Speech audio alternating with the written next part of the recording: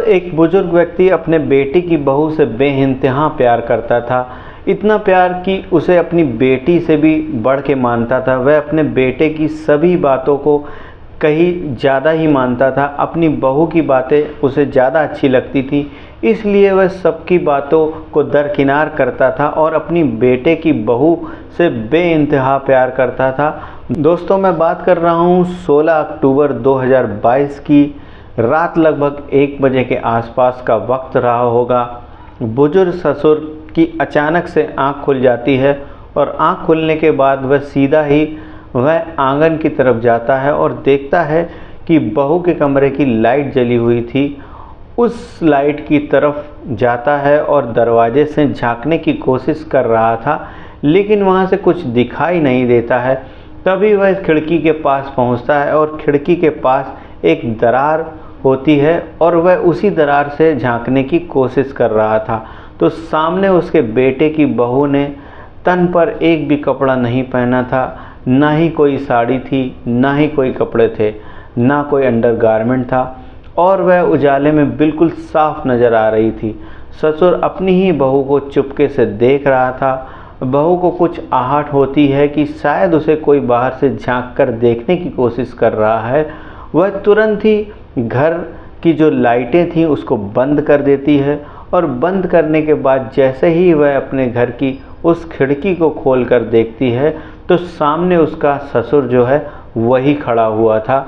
उसके ससुर को इस रूप में देखने के बाद बहू पानी पानी हो जाती है और वो कहती है कि पापा, मुझे तुमसे यह उम्मीद बिल्कुल भी नहीं थी। बस यही पर इसी उम्मीद में एक ऐसा सच छुपा हुआ था। इस सच की किसी ने कल्पना नहीं की थी और जब यह सच बाहर आता है तो आज ये सच राजस्थान में सबसे ज़्यादा चर्चा का विषय बन जाता है। लोगों का अपने ही रिश्तों पर विश्वास करने का जी नहीं चाहता। इस घटना ने न केवल रिश्तों को शर्मसार किया बल्कि एक दूसरे पर विश्वास करने को भी कहीं ना कहीं कतराने की बात सामने आती है।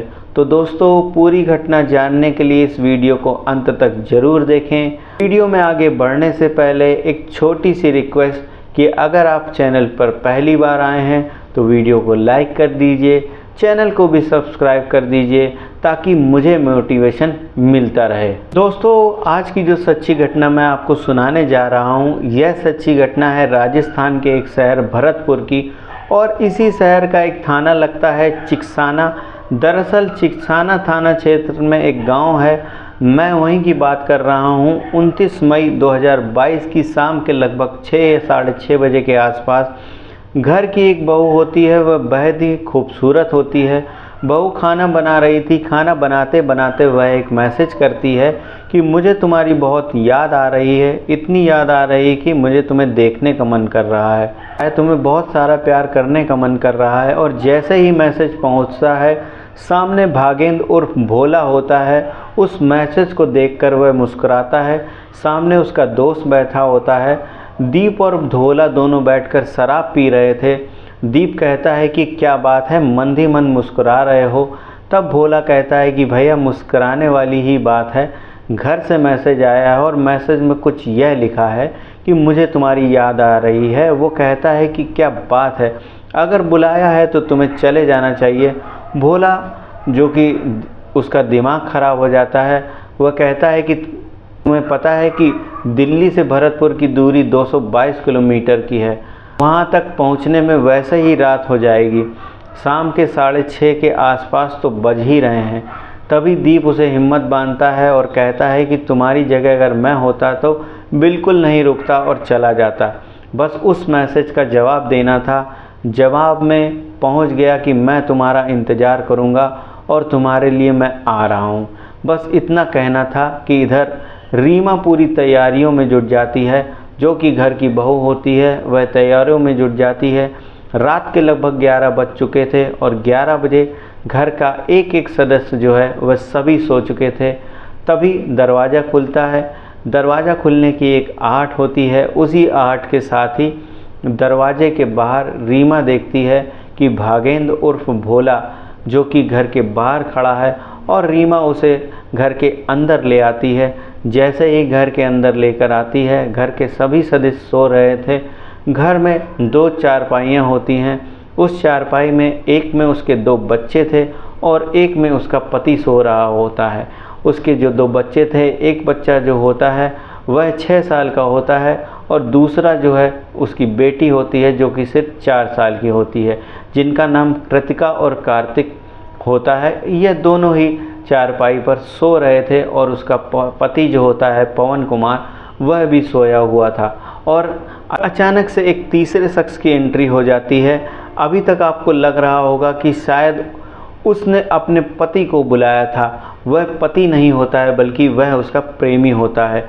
प्रेमी अब घर के अंदर है। एक चारपाई पर दोनों बच्चे सो रहे हैं, दूसरी चारपाई पर पति सो रहा है। बीच में यह दोनों कुछ कपड़े बिछाकर एक दूसरे के साथ अब संबंध बनाने लगते हैं, दूसरे के साथ बातचीत करने लगते हैं। बातचीत का सिलसिला थोड़ा ज़्यादा ही हो जाता है। वक्त का पहिया भी ठीक वैसे ही बढ़ने लगता है और घर के बाहर एक बाइक खड़ी हुई थी। बाइक पर दीप खड़ा हुआ था। वह इंतज़ार कर रहा था कि कब दोस्त अंदर से बाहर आएगा, लेकिन जैसे ही रात के लगभग 1 बजे के आसपास का वक्त हो रहा था, तुरंत ही उसके पति पवन कुमार की आंख खुल जाती है। पवन अपनी आंखों से देखता है कि उसके पड़ोस का एक लड़का भागेंद्र उर्फ भोला उसकी पत्नी रीमा के साथ आपत्तिजनक स्थिति में था। वह दोनों एक दूसरे के साथ गलत तरीके से थे, संबंध बना रहे थे। तभी वह उन्हें रोकने की कोशिश करता है, उन्हें टोकने की कोशिश करता है। पत्नी उसको शांत कराने की कोशिश कर रही थी, पैर पकड़कर माफ़ी मांगने की कोशिश कर रही थी। तभी वह गुस्से में उठता है और उठने के बाद अपनी पत्नी को बहुत बुरी तरह से लताड़ता है, डांटता है, फटकारता है और कहता है कि तुम्हें इसका अंजाम भुगतना होगा। जैसे ही वह यहाँ से निकलकर बाहर भागने की कोशिश कर रहा था, शोर मचाने की कोशिश कर रहा था, इधर पैर पकड़कर वो अपने पति से रिक्वेस्ट कर रही थी, उसकी खुशामतें कर रही थी। उधर भागेंद्र जो होता है, यानी कि जो भोला होता है, वह उसके पति पवन कुमार को पकड़ लेता है और पकड़ने के बाद वह अब उसका मुंह जो है बंद कर लेता है। बस मुंह को बंद करना था, तभी बातचीत में ही जब उसकी आवाज़ थोड़ी तेज़ निकलने लगती है तो वह अपने हाथ से उसका गला दबाने की पूरी कोशिश कर रहा था। और कब उसका गला दबते दबते उसको पता ही नहीं चलता है कि इधर जो उसकी पत्नी पैरों पर पड़ी हुई थी, जैसे ही उसको पकड़कर वह खींचती है और खींचने की कोशिश करती है, वह तुरंत ही गिर जाता है और गिरते ही उसका सर जो है वह ज़मीन पर लगता है। उसके बाद उसे बहुत ज़्यादा चोट लग जाती है, खून निकलने लगता है और दोनों मिलकर उसकी नर्स जो होती है उसे चेक करते हैं और कोशिश करते हैं। तब उन्हें पता चलता है कि यह तो मर चुका है। अब ये लोग करें तो क्या करें, काटे खून नहीं। घर में हालांकि सब सोए हुए हैं, किसी को अभी तक इस बात का एहसास नहीं है कि इस घर के अंदर अब एक कत्ल हो चुका है। बाहर दीप खड़ा हुआ इंतज़ार कर रहा था। तभी धीरे से आवाज़ बाहर तक जाती है कि दीप जल्दी से अंदर आओ। और अंदर आने के बाद उस व्यक्ति को, पवन कुमार को, एक कपड़े में लपेटा जाता है। उसकी लाश को उसकी पत्नी से कहा जाता है कि तुम यहाँ पर व्यवस्था संभाल लेना, हम इसको लेके जाते हैं। बाइक पर बिठाकर उसे पूरी तरह से पैक करके सीधा जंगल की तरफ जाते हैं। महज 500 मीटर की दूरी पर एक नहर होती है और वह कपड़े से बांधकर, बोरी से बांधकर, जो कि लगभग 15 से 20 किलो का एक बड़ा सा पत्थर उस बोरी के साथ उसके अंदर पानी में, नहर में छोड़ देते हैं। और वह जैसे ही नहर में जाते हैं, लाश सीधा डूब जाती है। अब लाश डूबने के बाद, इससे पहले कि इस कहानी पर आऊँ कि इस घटना का खुलासा कैसे हुआ, मैं आपको वहाँ ले चलता हूँ जब इनकी शादी होती है। शादी होती है तब यह लड़का 30 साल का था, जिसका कि नाम पवन कुमार होता है, जो कि भरतपुर के इस 9 गांव का रहने वाला है। और कानपुर की रहने वाली रीमा से ये तब उस टाइम, जो कि रीमा है, उसकी उम्र 16 साल की थी। 3 जून 2015 को पूरे रीति रिवाज के साथ, सहमति के साथ इन दोनों की शादी हो जाती है। लेकिन इन दोनों के बीच में 14 साल का अंतर था। दोनों पति और पत्नी में शादी होती है। वह अपनी पत्नी को जब ले जाता है दोनों एक दूसरे के साथ बहुत खुश थे। धीरे धीरे वक्त आगे बढ़ता है और एक बेटा पैदा होता है जिसका कि नाम कार्तिक रखते हैं। कुछ दिन बाद एक बेटी पैदा होती है जिसका नाम यह कृतिका रखते हैं। दोनों परिवार में इतने खुश थे। यह दोनों सगी बहनें भी होती हैं, माता पिता होते हैं। तो एक दिन पवन कुमार अपने पिता से कहता है, पापा अगर तुम्हें कोई ऐतराज़ ना हो तो मैं अपनी पत्नी को लेकर दिल्ली जाना चाहता हूँ। जहाँ मैं नौकरी करता हूँ वहीं से रखना चाहता हूँ। मुझे बहुत सारी दिक्कतें होती हैं खाने की, यह साथ रहेगी तो अच्छा खाना मिलेगा और बच्चों को अच्छी शिक्षा देने की कोशिश करूँगा। पिताजी उसके हाँ कर देते हैं और कहते हैं कि ठीक है बेटा, तुम दिल्ली रहना चाहते हो तो रहो, हमें कोई ऐतराज़ नहीं। उसके पिता हरप्रसाद शर्मा इस बात की परमिशन दे देते हैं और यह पवन कुमार अपनी पत्नी रीमा को लेकर सीधा दिल्ली चला जाता है। 14 साल छोटी अपनी पत्नी के साथ बड़ी खुशहाल ज़िंदगी से जी रहे थे। सब कुछ ठीक चल रहा था। इसी बीच में घर आने जाने की शुरुआत होती है भागेंद्र सिर्फ और भोला की। वह इसी गांव का रहने वाला था, नौ गांव का, जहां पर पवन कुमार रहता है। और पवन कुमार और भागेंद्र और भोला जब यह कभी कभी आपस में बैठते थे, एक दूसरे के साथ शराब पीते थे, एक दूसरे के साथ सुख दुख की बातें किया करते थे। तभी इस बीच रीमा, जो कि यह लड़का भागेंद्र सिर्फ भोला, उसे अच्छा लगने लगता है। इसकी बातें उसे अच्छी लगने लगती हैं। तीनों बैठकर एक साथ खूब सारी बातें किया करते थे। पवन अब काम करने के लिए बाहर जाता था तो वह मौका देखते ही बच्चों को स्कूल भेज दिया करती थी, साथ ही भोला को अपने घर पर बुला लिया करती थी। दोनों की शुरुआत दोस्ती से होती है, दोस्ती कब प्यार में बदल जाती है पता ही नहीं चलता और एक दूसरे के साथ ये शारीरिक संबंध बना लिया करते थे। अब मौका मिलता था तो, लेकिन हर किसी की ज़िंदगी में 2021 और 2020 में कुछ ऐसा आता है जिसने कितने लोगों की ही ज़िंदगी को तूफ़ान में लाकर खड़ा कर दिया था। यानी कि कोरोना का काल शुरू होता है। अब बड़ी संख्या में लोगों का काम बंद हो जाता है। पवन कुमार को भी लगता है कि शायद मैं अब यहाँ नहीं सरवाइव कर सकता हूँ, मुझे अब अपने गांव वापस चले जाना चाहिए। तो वह अपने पिताजी से बात करता है कि पापा, काम पूरी तरह से ठप हो चुका है, पूरी तरह से बंद हो चुका है। अगर आपको कोई दिक्कत, आपको कोई ऐतराज़ ना हो तो मैं अपनी पत्नी रीमा को लेकर यहाँ वापस आना चाहता हूँ। पिताजी हरप्रसाद शर्मा कहते हैं कि बेटा परेशान क्यों होते हो, तुम यहाँ गांव में रहो, गांव में रहकर जो भी काम तुम कर सकते हो वह काम तुम करो। मुझे कोई ऐतराज़ नहीं होगा, मुझे कोई परेशानी नहीं होगी। बस अपनी पत्नी को लेकर वह वहाँ से वापस अपने गांव आ जाता है।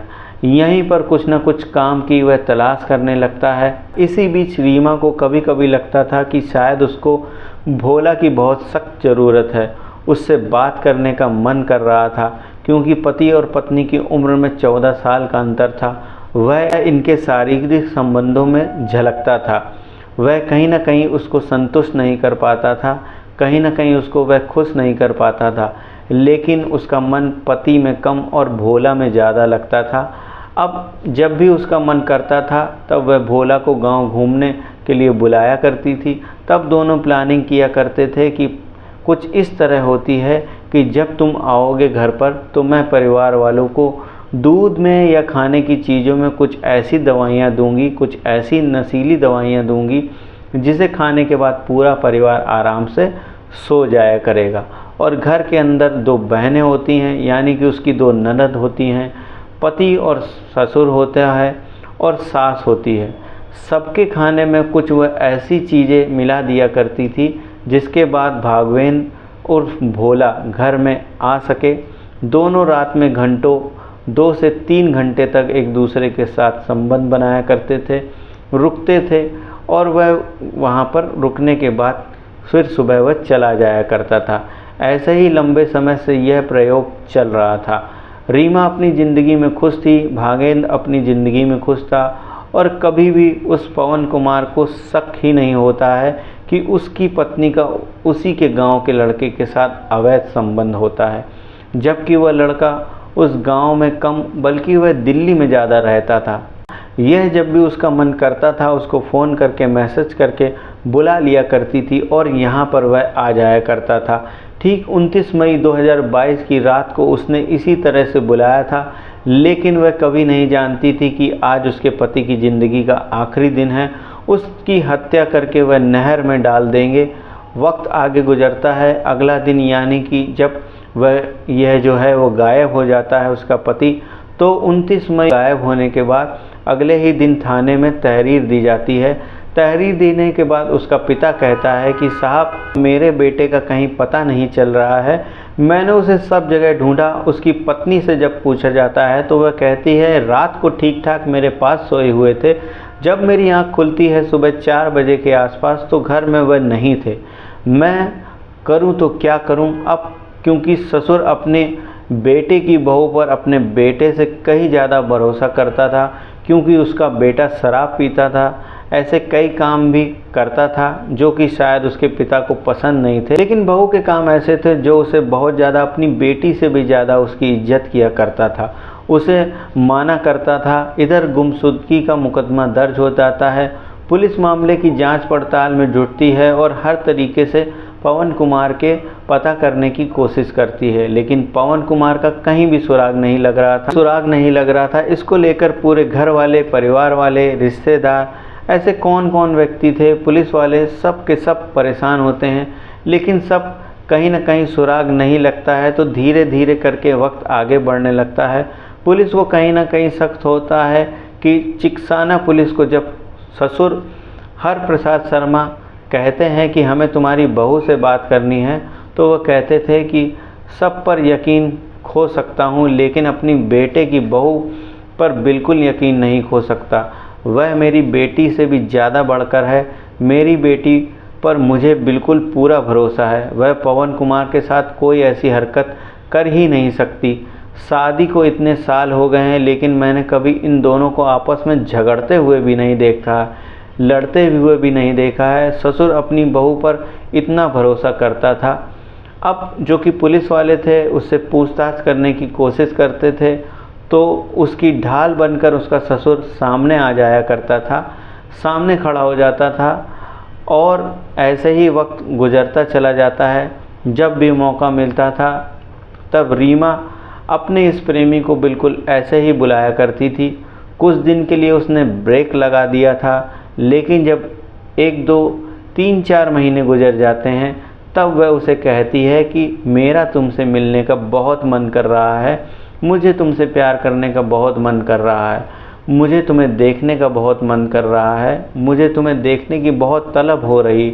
ठीक वैसे ही मैसेज जो कि वह पहले मैसेज किया करती थी, और जो कि भोला, भागवेन उर्फ भोला, उसके बताए हुए तरीके यानी कि 16 अक्टूबर 2022 को आ जाता है। और रात में जैसे ही 1 बजे थे, उसका पिता हरप्रसाद शर्मा सो नहीं पा रहा था। वह अपने बेटे की याद में अपने बेटे को लेकर परेशान था कि आखिरकार उसका बेटा कहाँ चला गया, आखिर वह किस हालत में होगा, कहाँ होगा, वह समझ नहीं पा रहा था। और उसकी आँख खुल जाती है।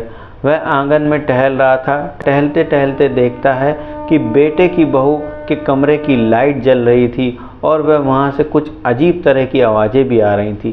तभी वह दरवाजे से झांकने की कोशिश कर रहा था, ताकि वह खिड़की से झांकने की कोशिश कर रहा था। सामने देखता है कि भागवेंद्र और भोला और साथ में उसके बेटे की बहू होती है। वो आपत्तिजनक स्थिति में थे। उन्हें गुस्सा आता है उसके ससुर को, और वह इस बात पर ऐतराज़ करता है, विरोध करता है। जब विरोध करने की कोशिश कर रहा था तभी उसे पता चलता है कि इन दोनों के आपस में संबंध बने हुए हैं। उस दिन की बात तो आ गई थी सामने। बहू अपने तरीके से ससुर को समझाने की कोशिश करने लगती है, लेकिन वह कहते हैं कि जो सच होता है वह कभी छुपता नहीं है, वह एक न एक दिन सामने आता है। ठीक वैसे ही क्राइम को कितने भी सादे तरीके से क्यों ना किया जाए, क्राइम कभी छुपता नहीं है। और इसी बीच में जो भागवेंद्र उर्फ भोला होता है, वह जोश में आकर धमकी देता है हरप्रसाद शर्मा को। कहता है जैसा अंजाम तेरे बेटे के साथ किया है, ठीक तेरे साथ भी वैसा ही किया जाएगा। यदि तूने कुछ बोलने की कोशिश की पुलिस का सहारा लिया तो उधर बहू अपने मायके भेज दी जाती है। कानपुर और परिवार के लोग उस कमरे की तलाशी लेते हैं तो देखते हैं कि घर के कई जगहों पर कपड़े मिलते हैं जहां खून के धब्बे लगे हुए थे। तभी इन्हें शक होता है और पुलिस के पास जाते हैं। पुलिस के पास जाने के बाद भागवेंद्र उर्फ भोला और रीमा को पुलिस के हवाले कर दिया जाता है। पुलिस जब इनसे सख्ती से पूछताछ करती है तो यह लोग पूरी कहानी पुलिस के सामने रखते हैं और अब ये बात अखबारों के माध्यम से, सोशल मीडिया के माध्यम से लोगों को पता चलती है।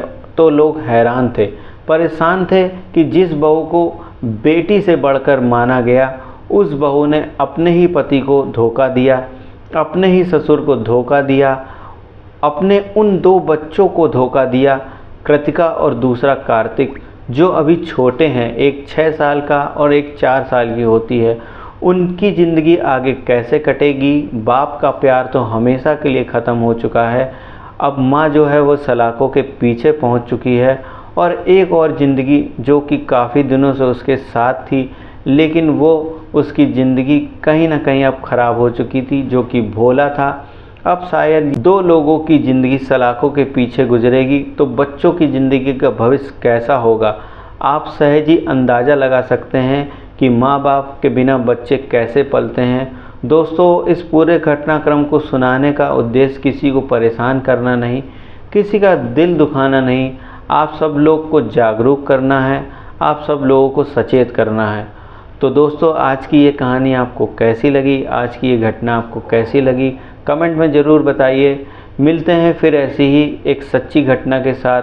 तब तक के लिए धन्यवाद। जय हिंद।